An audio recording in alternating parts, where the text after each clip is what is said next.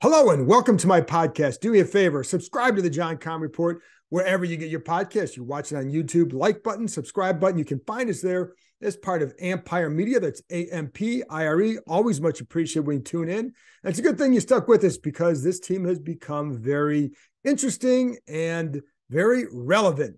Quite a change from most Decembers in recent years. Anyway, big game on Sunday, so I'm going to bring on ESPN's Jordan Raanan to talk about the Giants. Get to know a team that Washington will be very familiar with over the next 3 weeks, playing them twice. And really, if they go in and if Washington can somehow sweep these games, huge for their playoff chances, of course. And that's why these games are really big and they're going to be a lot of fun. So stick around for a couple minutes, and I'm going to bear with me for a couple minutes, and then stick around for Jordan, and he'll fill you in on the Giants. And again, get to know. Listen, I think after hearing him, you might feel a little bit better about these two games. But first, let's go over a couple of news and notes and nuggets from Wednesday's practice, interview sessions, etc. I'm going to stick mostly to injuries here, but bear with me. So the first thing is corner Benjamin St-Juste did not practice on Wednesday. He does have what I was told was a mid to kind of a low to mid ankle sprain, not a high ankle sprain, but more of a mid. And so when you get that, if you have a bad high ankle sprain, you're going to be out 6 to 8 weeks. Something like this, it's just going to have to run its course. I would not rule him out for Sunday. I don't know when he'll be back, but again, it's basically an ankle sprain. So we'll see if he's out there on Thursday and or Friday. Certainly, if he's not out there Friday, then you can write him off for Sunday. I will say, if he's going to miss a couple games, the Falcons last week and the Giants this week are games where you can afford to miss him just because of the receiving talent that those teams do not have, especially the Giants. Again, stick around for Jordan's insight because he'll tell you what they have and really what they still don't have. So that's the update on St-Juste. Right guard Trey Turner did not practice. He has a knee and an ankle injury, has been playing pretty well at guard ever since he came back off the injuries. So the interesting part here will be that if he doesn't go, Sam Cosmi would play there. And this is where I think Cosmi could be a really good guard, depending on what they do at tackle in the future. But I don't think the ideal was to move him there this year. They certainly knew they could. And if Turner hadn't been playing well, I think they definitely would have done that maybe a little bit earlier. But Cosmi is a terrific run blocker. He has not really played guard. He's only played a couple snaps there. So this is going to be something very new to him. But, and when you're going, keep in mind, one of the reasons that Cosmi has been rotating with Cornelius Lucas at right tackle is because Cosmi still only has use of 3 fingers in his left hand. That's a problem. So it certainly inhibits him if they're trying to, defend pass rushes and all that. He can block down, and he's done really well in the run game, But in the pass game, it could inhibit you with if you're having to help down here and try and get your hands on a guy. If you only have the use of 3 fingers, it's a problem. Inside, things are going to happen a lot faster. They're going to happen against bigger fellas. So that's something he's going to have to contend with and get used to. I do like him in there. And again, I think that's where his future, where he could be really good there. And I think he could be a fine right tackle who's a really good run blocker, or he could be a really good guard, similar to what Brandon Sheriff was inside there. And I'm not saying he's going to be an all-pro, but I think his talent is going to be more suited for that down the road. And so we'll see what happens here. I do like that they're going to try and get their best 5 linemen on the field. Cornelius Lucas has done a fine job, a solid job at tackle, replacing him. So he deserves props for that. But it enables them to then be a little bit more creative to get their best guys on the field. Instead of taking Lucas off, you can slide Cosmi inside now where he can be a big help. And I've told you before, when this team looks at their line, the way they look at it in terms of importance, it's left tackle, center, right guard. So right guard becomes that 3rd most important spot for them. And you can slide Cosmi inside there, and they hope that it would, certainly solidify it. I don't know that this will be something long-term in terms of this season, even if and when Turner comes back, because Turner's has been much better lately when they're going to a lot more power runs inside. I think that fits him, some of those duo plays, the runs that we saw the last couple of weeks. I think that fits them well. It fits what he and Andrew Norwell do well. And that's what they need to keep doing, to be honest. And so we'll see with Cosmi. But anyways, if Turner doesn't go, then Cosmi would go inside. And if Turner does go, then Cosmi and Lucas would continue to rotate at right tackle. So Chase Young, is this the week? Don't know. So how's that for an answer? He was limited in practice on Wednesday. I was told that he would go certainly go full on Thursday and full on Friday, so they can see, is he displaying the confidence that they need to see in that knee? I'm telling you, there was a lot of optimism after what they saw last Wednesday in practice. I don't know if they've gone above that level to where he's going to definitely play on Sunday. I certainly could not say that at this point. I think it's still very much up in the air.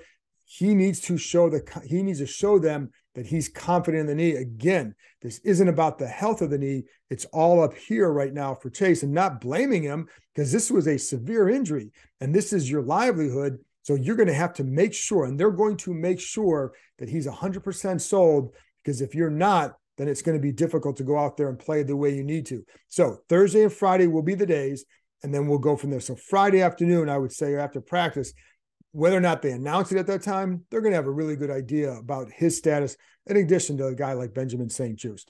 So there you go. Now, the other thing I wanted to talk about, and this is something that Bram and I discussed a little bit on the live stream YouTube show that he and I did Tuesday night. And by the way, if you did listen to it, go back and give it a listen. It's up there. Bram and I covered a lot of topics, looking at the playoff race and assessing the top three contenders for those final two spots. And that, of course, would be Washington, the Giants, who are both in right now, and then the Seattle Seahawks. The other teams got to do a little bit of work to get back in that discussion. So right now we focus on those teams. And then we talked a lot about Taylor Heineke and Carson Wentz, what might happen there. And I would just say what I would expect, even if Heineke goes out there and does not play well Sunday and they lose, I still think he'd be the starter in the second Giants game. And then from there, then I think then you're on my sense would be at that point, you'd be on a week-to-week leash. But I do think he gets the one game where if they lay an egg, that he would continue. Anyway, we also talked about Jahan Dotson's role and why isn't he playing more? Why isn't he getting more targets? Well, first of all, they're just not throwing the ball a lot. And you have a lot of guys who need those targets. You want to get Terry McLaurin the ball and Curtis Samuel the ball and Logan Thomas the ball. Then you're going to, they're using their backs in the pass game, as we saw with Brian Robinson. We saw that with Antonio Gibson.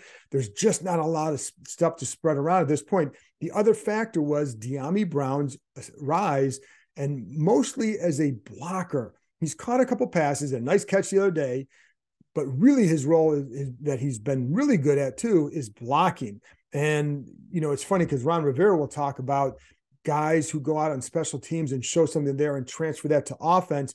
Well, De'Ami Brown as a rookie was really good on special teams at the end of the year, and they thought maybe that would translate as a receiver. It really didn't last year. He was more physical on special teams, but I think where you see it is in the run game. And that's one of the reasons why they want to get him on the field. So, for example, in the first 4 games, De'Ami Brown played 36 snaps. 20 of those were in the 4th game against the Cowboys when they started to decide to run the ball more. Coming off that disastrous Eagles game, they knew they had to start running the ball. So he started playing more then. In the last 3 games, he's played 35 snaps. So that's something to keep in mind. Dotson's snaps have gone down. Dotson's only had 4 targets since he's come back. But here's the other factor. And I said this on, this is something that came up as well today, is the use of the tight ends. I think Sam Fortier from the Washington Post asked about this to Ron Rivera. And so and clearly we've seen a rise in that. How much so? So I'm going to go game by game. First game, they used 2 tight ends or 3 tight ends 18 times. Second week, it was 4 times. Third week, 7 times. Fourth week, 16 times. Now, so that's when Dotson was playing. They were using a lot of 3 receiver sets. It was like 49, 67, 67, 55 of 3 receiver sets, a lot. So that's the point. Now, in the last 3 weeks since Dotson's returned, Let's go by first the number of 2 or 3 tight end looks. Against Philly, 29. Against Houston, 26. And against Atlanta, 26.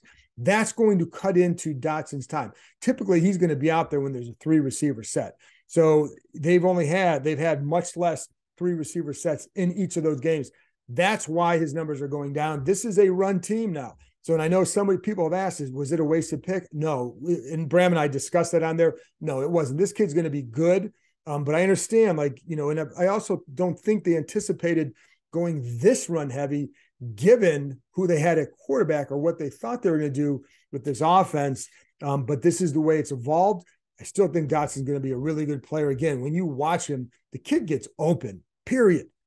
Be patient with him. So anyways, I just want to pass it along. And then another thing is, one of the benefits of being in the locker room is just, again, the casual chats you can have with players. And Nikki Javala and I were talking today with Jeremy Reeves, just talking about special teams and Tress Way. But what's really stood out to me is and one thing that I've talked about this with Jeremy too, is why this group is really good. And part of it is you have leaders like Jeremy who have been around. Like, this guy has busted his ass to get to the spot he's in now. It's why he's one of I think I really enjoy him as much as anybody, just because you know the background of what it took for him to get here, the film study, the effort. He's not a big guy, so he's got to really think. He's not the most, he's clearly a really good athlete, but comparatively, he's not going to rise to the level of some other guys in that team. So he's really got to study it. So, and he is a very smart player. And so that's one thing, but you get all that sense with him. But you also hear him talk about guys like Christian Holmes and Percy Butler and the Cam Sims of the world, those guys. And, you can throw in guys like David Mayo, who has made a career out of being on special teams. So when you have guys like that on special teams, the veterans like that, and then you get some young guys who I think are kind of hungry and just want to make their name, I think it goes a long way. And I think that's one of the reasons why those coverage units are so good. But the other thing that was very evident is Jeremy Reeves's love of playing with Tress Way, because Tress Way, there's clearly in his mind, he's like, this guy's clearly the best punter in the NFL. And the reason is, it's not just about the stats. We can all look at stats and see this, but the thing with Tress Way, and this has always jumped out to me as well, is when he talks, you hear him talk about this stuff, is the number of different ways he's going to approach each punt, and how many, I guess, tools in his toolbox as a punter that he has. And he's almost like a golfer. If you think of a high-level golfer off the tee and what they can do with the golf ball, depending on the course, right? If you have dog leg left here, you got to bend it over here. He can do that as a punter. And it's really remarkable, because it doesn't happen just out of talent. That stuff does not happen just because he's talented with his leg. He's a talented athlete. But he's gotten there because he studies, he watches a lot of film of it, and he takes stuff from other punters. And it's funny, because one thing I like about him is that we even asked him this summer, like, do people ask you for advice, other punters? And he's like, his advice is go do what I did and go watch the film and study it the way I did.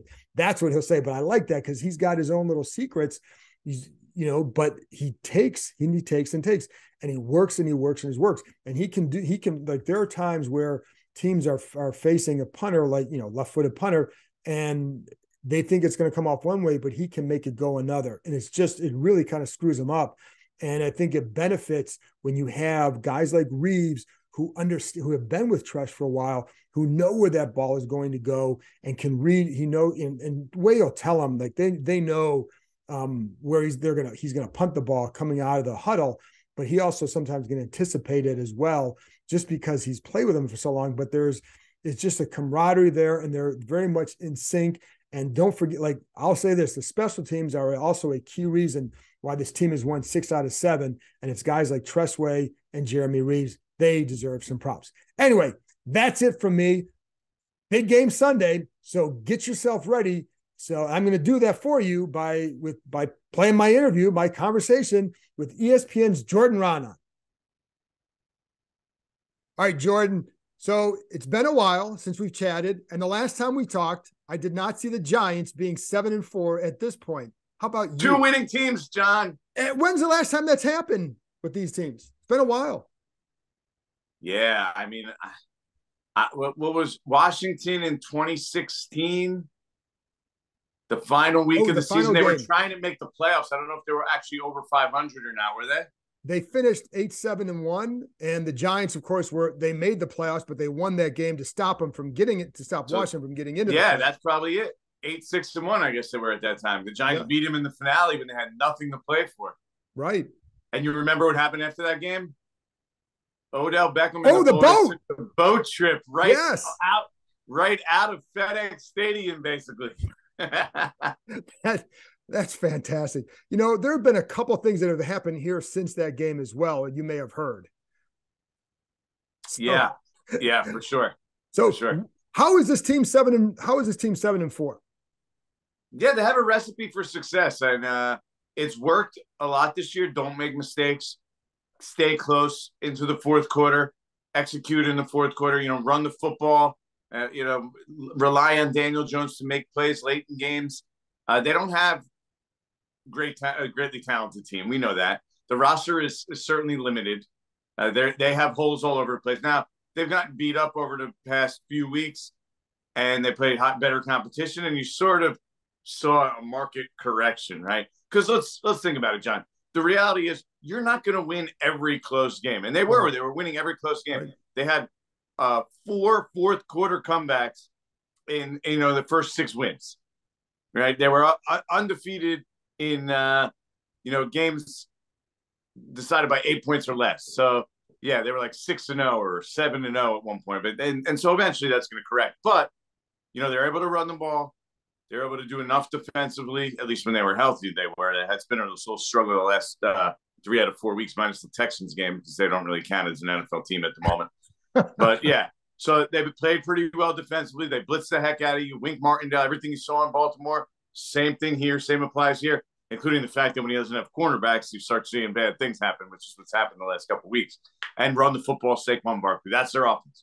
They have no other weapons. Like, it's amazing. You watch their wide receiver core, you'll be like, who are these guys? I mean, literally. It's amazing how little talent they have at the receiver core. Now, let's stick on defense real quick though, because what I'm curious too is the health of this team, because that's a big question. That was a question last week and a big question now. So where are they at in terms of health? How many guys might be missing for Sunday as we tape this on Tuesday?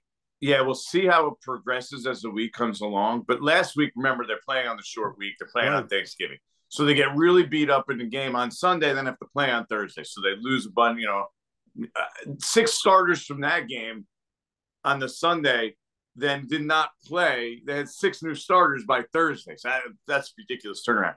But in general, the Giants had a couple guys that were getting very close. Right tackle Evan Neal, tight end Daniel Bellinger, and outside linebacker Azeez Ojulari. 3 of their better players, starters. I mean, Evan Neal hasn't played great as a rookie, but 3 guys that are meaningful players to this team are likely to return or getting close to returning this week. Then you got a couple more. You got their starting left guard and Ben Bredesen. You could have as many as 6 or 7 starters returning for the Giants this week. Now, I'm not saying they're all going to start. Some of them have missed. Azeez Ojulari has basically missed most of the year. He has 2 calf injuries. He really hasn't played much. So, yeah, he's probably like a situational pass rusher. But they're getting back a lot of their guys for this game. Potentially, by the way, 3/5 of their offensive line. So that should help, especially in the run game. Even when they're healthy, they're not a great pass blocking team. So if they have to get into pass blocking situations against this Washington front, they're in trouble. But the run game, that's the strength of pretty much everyone on their offensive line. That's where you can see them do some serious damage. Defensively, where are the trouble spots there? Well, they were down their top 2 cornerbacks. So Dory Jackson's not coming back for this game. So really, they don't have a number 1 cornerback. Fabian Moreau's coming back, but he's Fabian Moreau. This team knows him well, or these fans know him well. He's played pretty well this season for a guy who was a waiver claim at the beginning, or actually might have been signed off as a free agent. He was to the practice squad, actually. But so Terry McLaurin has a good matchup, whether Fabian Moreau comes back or not, right? That's a huge problem for the secondary, really all around, because they've also lost Xavier McKinney, who he's got a mangled hand. He's not coming back this week. So really, you could say 3/4 of their starting secondary is not healthy. Darnay Holmes in the slot has struggled, as you saw on Thanksgiving, as he Yes. got flagged left and right, the trifecta of flags. But yeah, I think that's where you start with middle linebacker, inside linebacker. The Giants are starting Jalen Smith. Remember Jalen Smith? Yeah, that's Jalen Smith. Yeah. He's starting at middle linebacker for them. That's where they're at that spot. So those are problematic spots. The defensive front is where they're better. Dexter Lawrence is a beast. He's played amazing this year. Almost at an all-pro level. Leonard Williams is a quality player. Kayvon Thibodeau's coming off his best game. He's been pretty good, even though he only has one sack. So that's the strength of the defense. But there's plenty to exploit there. I mean, running on the edges against the Giants has been a huge problem. They're not even a good run defense, even though they have a good interior, like I just mentioned. And it's funny because their numbers aren't good against the run. You're right. No, because you can run at the edges. They play a lot. A lot of teams are in nickel a lot. You can run at the nickel cornerback and their cornerbacks. If you're just gonna, and I know Washington does do a lot of power runs up the middle. Yeah. If you were gonna do that, that's not the way to success against this team. The way to success is to use speed, get to the edges, and make big plays on the edges in the run game against them. I think they have with Gibson, they can attack the edges. With Robinson, they love to run inside. So they do have the ability to do that, and I think they would. So, I think that'll be something to watch offensively. Danny Dimes, that's your guy.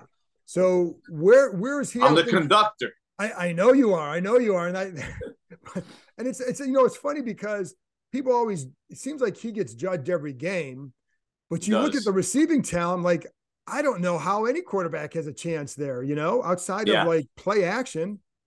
It's true. I mean, that's how they hit their plays. I mean, he's doing a lot of the damage with his legs. I'm not just talking about running. I'm talking about making plays. Like, A, they're not a great pass protection team. And B, who's he throwing to? Right. I mean, literally, Marcus Johnson was a midseason waiver claim. He started game. David Sills, the guy who's been on and off the practice squad for years, he started games. Isaiah Hodgins is now starting for them. He was claimed 3 or 4 weeks ago, John. He's starting for them at wide receiver. Kenny Golladay is an afterthought. He barely plays. Plays like, he'll play like 15, 20 snaps and do pretty much nothing. Still hasn't caught a touchdown pass with the Giants. Amazing. Yeah, he's a lot of money. Totally shot, getting paid $18 million a year. Not doing much. But so that's where they're at. And so it's Danny Dimes, Daniel Jones, who's basically played pretty well. You look at QBR.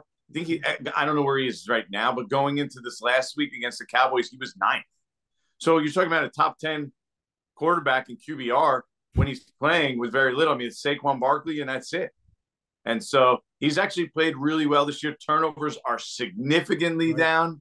I think he's got 4 interceptions, 2 fumbles, so 6 turnovers in 11 games. You're talking about a guy who's over his career averaged, well over a turnover a game. He's at, basically half a turnover a game. So that's a huge difference. The offense is obviously much better schematically. They're setting him up to succeed, not fail. How so? Because I was going to ask you about how he's cut down on those turnovers, especially the interceptions. How has that scheme helped him do that, in Dable in particular?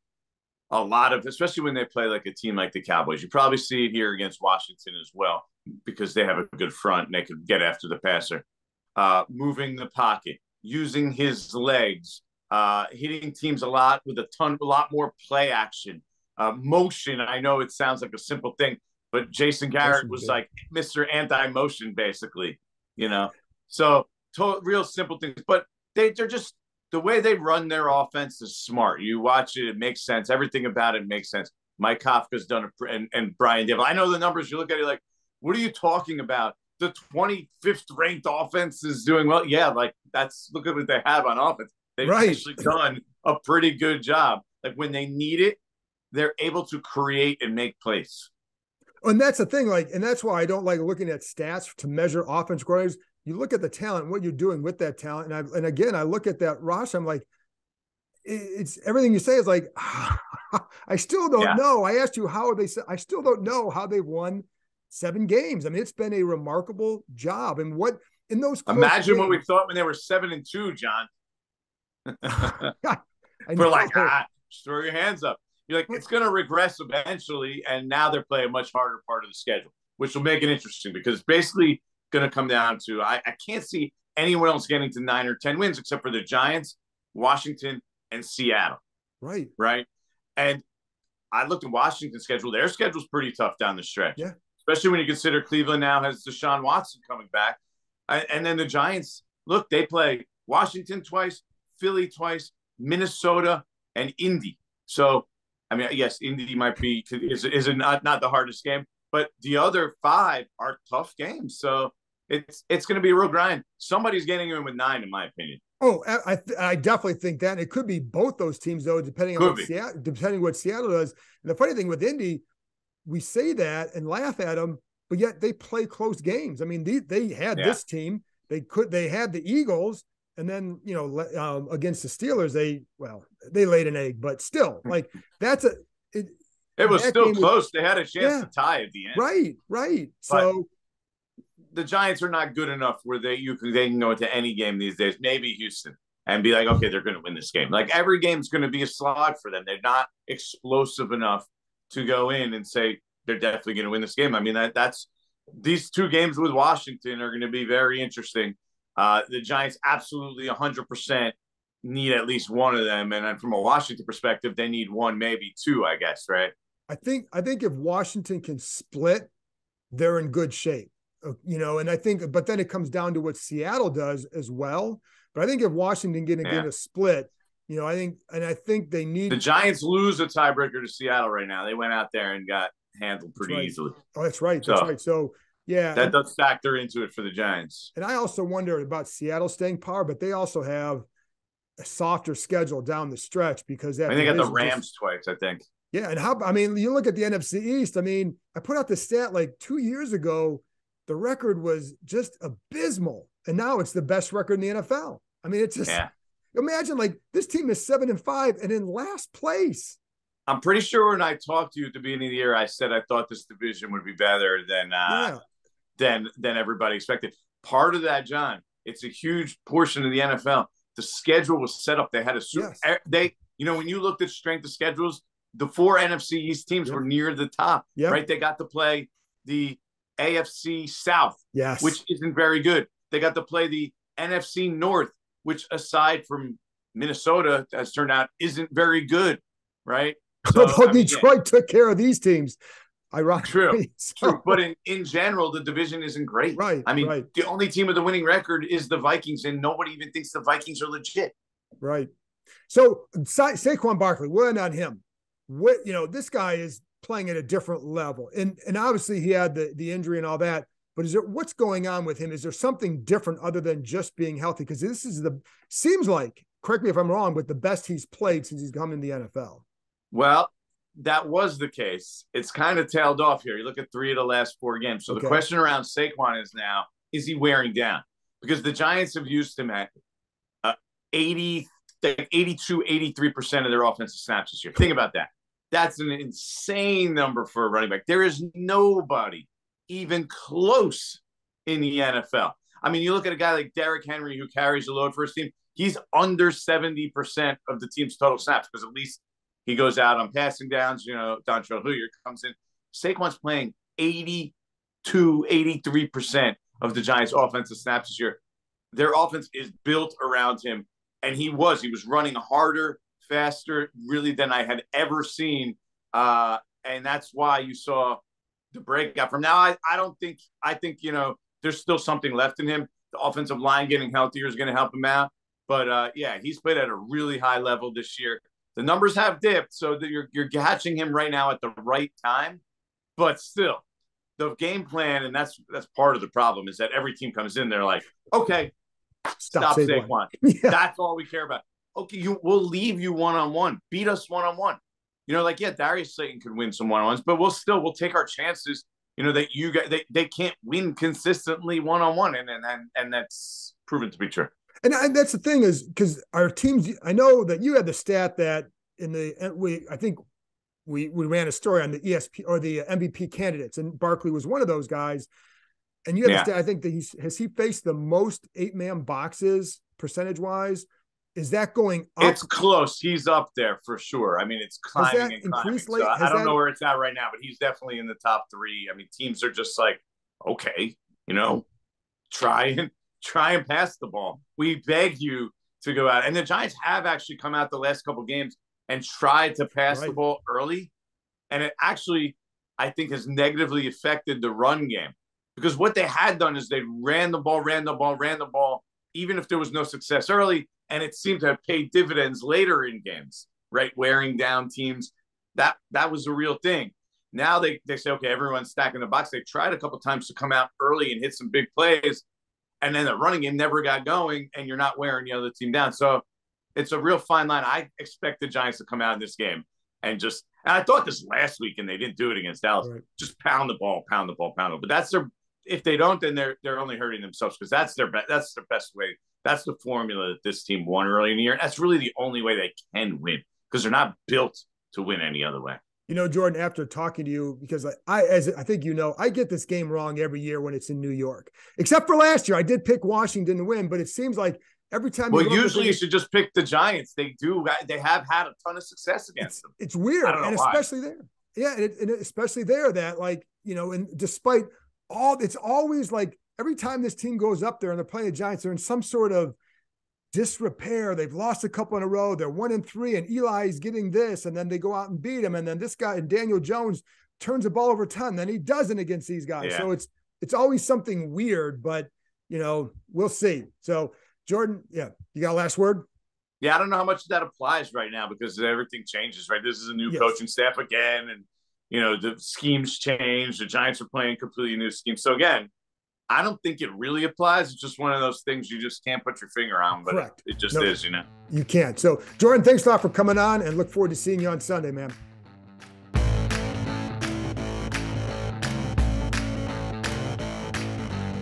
That's it for this episode. Thanks to Jordan for joining me, and thank you, as always, for tuning in. I'll be back with my keys and predictions that'll likely be out on YouTube, especially on Saturday morning, and maybe late Friday night or early Saturday morning on the podcast. So there you go. There may be a bonus podcast on Friday morning. Can't guarantee it.